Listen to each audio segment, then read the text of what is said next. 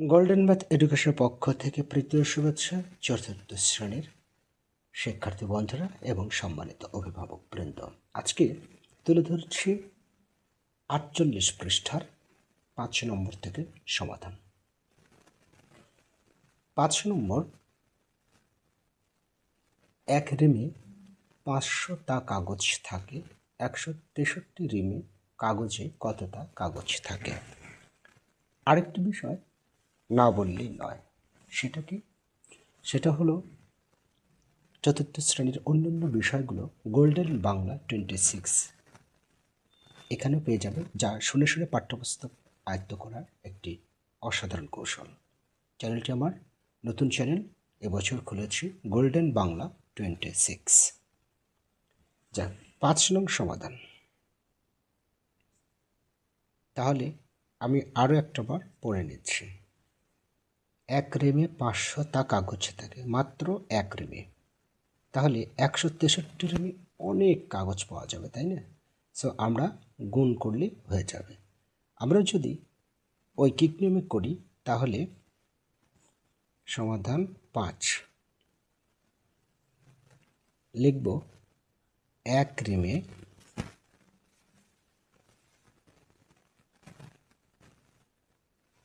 কাগজ থাকে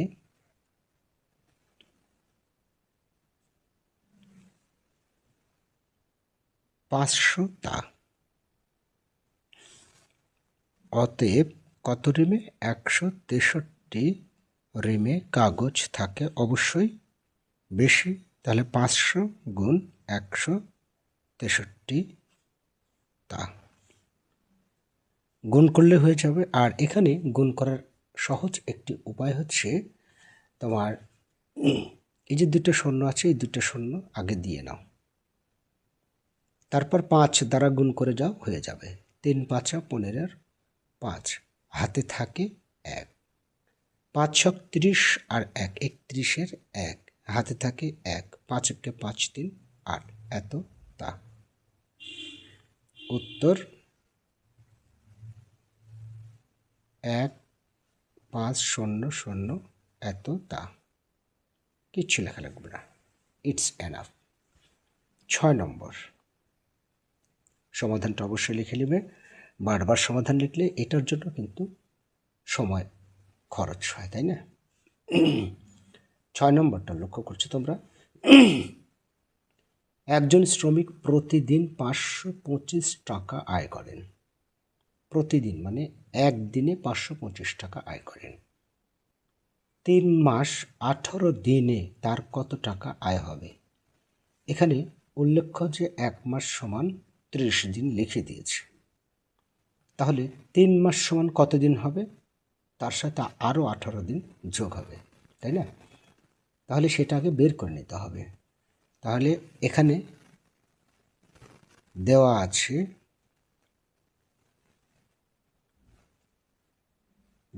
আছে 1 মাস সমান 30 দিন। অতএব 3 মাস একবারে লিখবা 18 দিন সমান, দেখো লক্ষ্য করো, 3 মাস 1 মাস 30 দিন, আর 3 মাসে 3 গুণ 30 দিন যোগ 18 দিন, তাই না? তাহলে দিনের সাথে দিনের একটা হিসেব মিলে গেল। তাহলে যোগ করলে কত হচ্ছে? 3 × 90, আগে গুণ করলাম, যোগ 18 দিন সমান 108 দিন। এই 108 দিন হচ্ছে, তাই না? 3 দিয়ে 30কে গুণ করলে 90 আর 18, 108 দিন। এই 108 দিনে কত টাকা আয় করে এটা আমাদের এখন বের করতে হবে। এখানে কিন্তু লেখা আছে একদিনে 525 টাকা, প্রতিদিন মানে একদিন। আর এখন আমরা লিখতে পারি একদিনে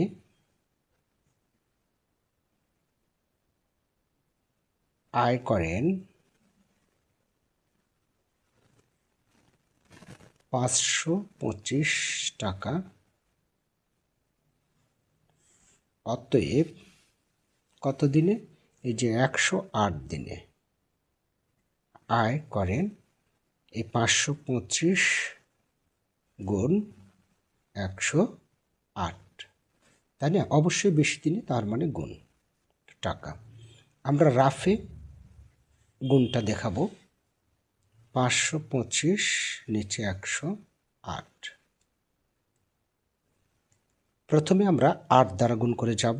5 8 40 শূন্য, হাতে 4, 8 2 16, 8 4 20, হাতে থাকে 2, 20 শূন্য, হাতে 2, 5 8 40 আর 2 42। যেহেতু এক ঘর দ্বারা গুণ করা শেষ, তাই একটা শূন্য এর নিচে দিয়ে দেব। এবার দশকের স্থানে দেখো শূন্য আছে, শূন্য দ্বারা 3টাকে গুণ করলে শূন্যই হবে। ঠিক আছে, শূন্য শূন্য শূন্য। এবারে 2 ঘর দ্বারা গুণ করা শেষ, 1 2, 2টা শূন্য দিব, অবশ্যই সোজাসুজি করে দেব। তারপর 1 দ্বারা গুণ করে যাব, 5 কে 5, 2 কে 2, 5 কে 5। এবার যোগ করে যাব, 0 0, 5 2 7, 4 2 6 5, তার মানে 5 6 7 0 0 টাকা। উত্তর 5 6 7 0 0 টাকা। উত্তর চেয়েছে কত টাকা? উত্তর এত টাকা। ওকে, 7 নম্বরটা। 7 নম্বরটা বলেছে সাবিহা সেলাই করে প্রতিদিন 650 টাকা আয় করেন। 235 দিনে কত টাকা আয় করেন? একেবারে হুবহু এইটুকু অঙ্ক, এই যে এইটুকু। সাবিহা একদিনে, শুধু লিখবে সাবিহা একদিনে আয় করেন এই যে এই টাকা, তাই না? সো আমরা অবশ্যই অঙ্কটা করে দিই। সাবিহা একদিনে আয় করেন 650 টাকা। তারপর অতএব সাবিহা কত দিনে? 235 দিনে আয় করেন 650 গুণ 235। ব্যাস, একবারে হুবহু আমরা গুণ করব এভাবে, 6 5 0 2 3 5। 5 দ্বারা শূন্যকে গুণ করলে 0, 5 দ্বারা 5কে গুণ করলে 5 5 25, হাতে 2, 5 7 30 আর 2 32। এক ঘর দ্বারা গুণ করা হয়ে গেল, তাই এই একটা ঘরের নিচে 0। 3 দ্বারা গুণ করলে 0, 3 5 15 5, 3 6 18 আর 1 19। এবার 2 ঘর দ্বারা গুণ করা হয়ে গেল। এবার 2 দ্বারা, 2 0 0, 5 2 10 0, হাতে থাকে 1, 6 2 12 1 13, এক পার হয়ে গেল না? 0 5 2 7 9 3 12 2 3 4 5 1 1 5 2 7 5 0 টাকা। উত্তর 1 5 2 7 5 0 টাকা। অনেক সময় গুণ যোগ ভুল হয়ে যায়, এটা একটু লক্ষ্য করবে তোমরাও। এবারে 8 নম্বর। 8 নম্বর বলেছে 49টি বান্ডিলের প্রতিটিতে 500টি করে ফুটবল ম্যাচের টিকিট আছে। মানে প্রতিটিতে, মানে একটিতেই আছে 500টি। তাহলে 49টি বান্ডিলে অনেক বেশি, মানে গুণ। বান্ডিলগুলোতে মোট কতগুলো টিকিট আছে? তাহলে একবারে আমরা লিখতে পারি একটি বান্ডিলে টিকিট আছে কতটি? 500টি। 500টি। অতএব কতটি বান্ডিলে? 49টি। এই যে 8 নম্বর লেখা আছে, 49টি বান্ডিলে টিকিট আছে 500 গুণ 49। এখানকার গুণ না করে বের করলেও হবে, কেননা এখানে দুটো শূন্য আছে, এই দুটো শূন্য এদিকে দিয়ে দাও, তারপরে 5 দ্বারা গুণ করে যাও। 5 দ্বারা 49কে গুণ করলে 5 নং 45-এর 5 হাতে থাকে 4, 4 5 20 আর 4 24, এতটি। উত্তর বান্ডিলগুলোতে লিখতেও পারো, নাও পারো। বান্ডিলগুলোতে মোট টিকিট আছে 24,500টি। এটাই অ্যান্সার। ওকে, আশা করছি বুঝতে পারছো শিক্ষার্থী বন্ধুরা। এবার পরেরটা 10 নম্বর, একবার সবগুলি করে দিই যেহেতু সময় কম লাগছে। 9 নম্বরটা, ওমা এটা কি আমার মিস্টেক হলো? 9 নম্বরটা। আবার 9 নম্বরটা হচ্ছে, একটু পড়ে নিই আমরা। একটি চকলেটের বাক্সে 250টি চকোলেট আছে। এরূপ 647টি বাক্সে কতগুলো চকলেট আছে? একেবারে হুবহু একই জিনিস। একটি বাক্সে চকলেট আছে 250টি। অতএব 6, 4, 7টি বাক্সে চকলেট আছে 250 গুণ 6, 4, 7টি। তাহলে গুণ করলে যা হবে সেটাই উত্তর। গুণটা আমরা এখানে রাফে একটু দেখে নিতে পারি। আচ্ছা, ছোটটা বড়টা গুণ আর গুণক অবস্থান বিনিময় করলে কোনো সমস্যা নেই। সো আমরা 6, 4, 7টাকে এখানে দিলাম আর 2, 5, 0 নিচে নিলাম। 0 দিয়ে যদি সবটাকে গুণ করো তাহলে 3টা 0 হয়ে যায়, বা 3টে 0-এর পরিবর্তে একটা 0 দিলে সমস্যা নেই। তাহলে এক ঘর দিয়ে গুণ করা শেষ এবং আরেকটা 0। এবার 5 দ্বারা গুণ করা যাও। 5 7 35-এর 5 হাতে থাকে 3, 4 5 20 আর 3 23, হাতে থাকে 2, 5 30 আর 2 32। 2 ঘর দ্বারা গুণ করা শেষ, এবার দুটা 0। তারপর 7 দ্বারা 2 দ্বারা 7কে 7 দুগুণ 14, 4 হাতে থাকে 1, 4 দুগুণ 8 আর 1 9, হাতে নাই 6 দুগুণ 12। 0, 5, 4 3 7, 9 2 11, 1 3 2 5 আর 1 6 আর 1 1 1 6 1 7 5 0টি। উত্তর এতটি। ওকে, এটা লিখে দেবে। তারপর হচ্ছে 10 নম্বরটা। মুহিব সাহেব প্রতি মাসে এত টাকা আয় সঞ্চয় করেন, 16 বছরে কত টাকা সঞ্চয় করেন? ও মাই গড, না, এখানে আছে মাস আর এখানে বলেছে বছর, তাহলে অবশ্যই এখানে বছরকে মাসে রূপান্তরিত করতে হবে। অর্থাৎ আমরা জানি, অবশ্যই তুমিও জানো আমিও জানি, মানে আমরা জানি 1 বছর সমান 12 মাস। 12 মাস। অতএব কত বছর? 16 বছর।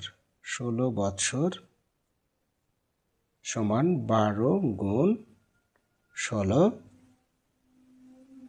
মাস। তাহলে কত হচ্ছে গুণ করলে? তোমার হচ্ছে গুণ করে একটু দেখতে হবে। 6 দুগুণ 12, 2 হাতে থাকে 1, 2 দিয়ে রেখে 3, 16 দুগুণ 32 হয়। এছাড়াও একটা শূন্য চলে গেল, তারপর হচ্ছে 16কে 16ই হবে। 2, 6, 3, 9, 1, তার মানে হচ্ছে তোমার 1, 9, 2 মাস। এই যে 16 বছর 192 মাস হলো, তাই না? এই 192 মাসে সে কত টাকা সঞ্চয় করে আমরা এখন লিখতে পারি। এখন আমরা লিখতে পারি 1 মাসে সঞ্চয় করেন কত টাকা আছে, 1 মাসে সঞ্চয় করেন এই যে 2, 3, 4, 5 টাকা। অতএব 192 মাসে সঞ্চয় করেন 2, 3, 4, 5 গুণ 192 টাকা। তাহলে এটাকে আবার গুণ করতে হবে, 2, 3, 4, 5 192 দ্বারা গুণ করব। গুণ করলে 5 দুগুণ 10-এর শূন্য, হাতে থাকে 1, 4 দুগুণ 8, 9 হাতে নেই, 3 দুগুণ 6, 2 দুগুণ 4, 1 ঘর দ্বারা গুণ করা হয়ে গেল, তাই একটা শূন্য। 5 নং 45-এর 5 হাতে 4, 4 নং 36, 8 4 40-এর 0 হাতে 4, 3 নং 27, 8 4 31-এর 1 হাতে থাকে 3, 9 দুগুণ 18 আর 3 21, 2 ঘর দ্বারা গুণ করা হয়ে গেল, একটা দুইটা তাই দুইটা শূন্য। তারপর 1 দ্বারা গুণ করলে এইগুলোই হবে, তার মানে 5, 4, 3, 2 যোগ করে দাও, 0, 9 5 14 4, 6 6 12 2, তারপর হচ্ছে যে তোমার 5 5 10-এর 0, কারণ হাতের 1 ধরলে তাই হয়, হাতে থাকে 1, 3 1 4 5 2 2 4, 4 5 0 2 4 0 টাকা। উত্তর কি? এত টাকা। 11 নম্বর অঙ্কটা, একটি বাইসাইকেলের মূল্য এত টাকার, এরূপ 425টি বাইসাইকেলের মূল্য কত টাকা? তাহলে একটি বাইসাইকেলের মূল্য এত টাকা, অতএব 425টি বাইসাইকেলের মূল্য এত গুণ এত। এই গুণটা তোমাদের হোমওয়ার্ক থাকলো, উত্তরটা অবশ্যই এইভাবেই করবে হুবহু। এটা 2 লাইনের অঙ্ক, এই যে এরকম 2 লাইনের অঙ্ক, যে একটি বাইসাইকেলের দাম এত টাকা, অতএব এই যে 425টি বাইসাইকেলের দাম এত গুণ এত। ওকে, আমি 12 নম্বরটা করে দিচ্ছি আবার। 12 নম্বর বলেছে যে তোমার কাছে 250 মিটার লম্বা একটি রশি রয়েছে, এরূপ 17টি রশির দৈর্ঘ্য মোট কত মিটার হবে? মানে 250 মিটার একটি রশি রয়েছে, একটি রশির লম্বা হচ্ছে 250 মিটার। তাহলে আমরা এখন লিখতে পারি একটি রশি মানে দড়ি, রশির দৈর্ঘ্য 250 মিটার, অতএব 17টি রশির দৈর্ঘ্য 250 গুণ 17 মিটার। আমরা একটু গুণ করে দেখে আসি, 250 গুণ 17, তাহলে 7 0 5 7 35-এর 5 হাতে থাকে 3, 7 2 14 আর 3 17, 1 ঘর কাটা, তারপর 1 দ্বারা গুণ করলে 0 5 2 2 যা হবে তাই, চিন্তার কারণ নাই। আমরা পরের স্টেপে 7 5 12 যাই। 4 4 2 0 5 0 টাকা, মিটার। উত্তর 4 2 5 0 মিটার। ওকে, এই তো গল্প। আর এখানে আছে গল্প তৈরি। তো গল্প তৈরি, গল্প করবে, নিজের মতো করে গল্প তৈরি করবে নিচের বাক্যগুলো দিয়ে। হ্যাঁ, তো মৃত্যুর কাছে মনে করো 240 মিটার ফিতা আছে, এরূপ 25 জনের কাছে কত মিটার ফিতা আছে। গল্পটা শেষ, তাই না? এইভাবে গল্প, আসলে গল্প তৈরি তো ইচ্ছা মতো করতে হবে। এটা এখানে গল্প তৈরি হবে এরকম যে, মনে করো এরকম যে কত টাকাকে 72 দ্বারা, আচ্ছা গল্পটা আরেকটাভাবে হতে পারে যে মৃত্যুর কাছে যে টাকা আছে তাকে 72 দ্বারা গুণ দিলে এত টাকা হয়। মৃত্যুর কাছে যে টাকা আছে তাকে 72 দ্বারা গুণ দিলে এত টাকা হয়। মৃত্যুর কাছে কত টাকা আছে। গল্পটা শেষ। ওকে, এইভাবে নিজের মতো করে গল্প তৈরি করবে। শিক্ষার্থী বন্ধুরা, আজকে তাহলে এই পৃষ্ঠা শেষ হয়ে গেল। আগামী দিনে ইনশাল্লাহ চলে আসবো ভাগ আর ভাগ অঙ্কের বিষয়টা হচ্ছে 4টি। কয়েকটি? 4টি, তাই না? ভাজ্য, ভাজক, ভাগফল, ভাগশেষ। ভাজ্য, ভাজক, ভাগ, ও মা এই আঙ্গুল উঠে না কেন? এই যে এটা ভাগফল, ভাগশেষ। তোমরা এভাবে প্র্যাকটিস করে দেখবে, এটা একটা খেলা কিন্তু হয়ে যাচ্ছে। দেখো এটা কত সুন্দর উঠছে, এটা উঠছে, কিন্তু এই যে এটা উঠছে না। এইভাবে এইভাবে 3 আঙ্গুল, এইটা 3 আঙ্গুল তুমি এভাবে রেখে এই আঙ্গুল তোলার চেষ্টা করবে, দেখবে পারবে না। হ্যাঁ পারবে, যখন এই আঙ্গুল করবে তখন গান ওই আঙ্গুল উঠবে। তার মানে এটা হচ্ছে সহযোগী। এই সহযোগী ছাড়া কাজ করে না, ঠিক আছে? এটা কিন্তু একটা কি বলবো, একটা বুদ্ধির খেলা। এছাড়াও মনে করবে যে এটা একে অপরের সহযোগিতা ছাড়া যে আমরা চলতে পারি না, এই আঙ্গুল দিয়ে তার একটা প্রমাণ, তাই না? এই আঙ্গুলটা কোনোভাবে উঠছে না, যদি এই অন্য আঙ্গুল এভাবে ফেলে রাখো, দেখো এই আঙ্গুল এইভাবে উঠাতে পারবে না, এইভাবে উঠাতে পারবে না, হাত দিয়ে ধরে ওঠাচ্ছে। চমৎকার বিষয়। যাই হোক শিক্ষার্থী বন্ধুরা, ভালো থেকো সবসময় সর্বদাই। আল্লাহ হাফেজ।